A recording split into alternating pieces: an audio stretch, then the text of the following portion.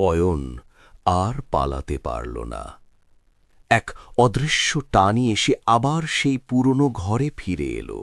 দেখল মাঝরাতে শিউলি মাসি তার সামনে দাঁড়িয়ে, কিন্তু তার চোখে রাগ নয়, ছিল অঝোর ধারা অশ্রু।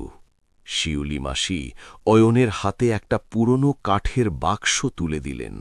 কাঁপতে কাঁপতে অয়ন বাক্সটা খুলল। ভেতরে ছিল তার ছোটবেলার একটা ছবি আর তার বাবার লেখা একটা স্বীকারোক্তি চিঠি। চিঠিতে লেখা ছিল, শিউলি মাসি আসলে অয়নের আপন মা ছিলেন না, কিন্তু নিজের সন্তানের মতো তাকে ভালোবেসেছিলেন। গ্রামের মোড়ল যখন অয়নকে চুরি করতে চেয়েছিল, তখন শিউলি মাসি তাকে বাঁচাতে গিয়ে নিজের প্রাণ দিয়েছিলেন। তিনি মরার আগে অয়নকে নিরাপদ জায়গায় পাঠিয়ে দিয়েছিলেন।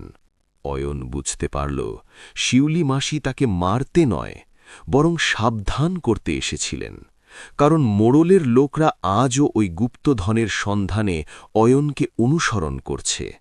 চোখের জলে অয়ন তার মাসির পায়ের ধুলো নিল। পরক্ষণেই ছায়াটি মিলিয়ে গেল।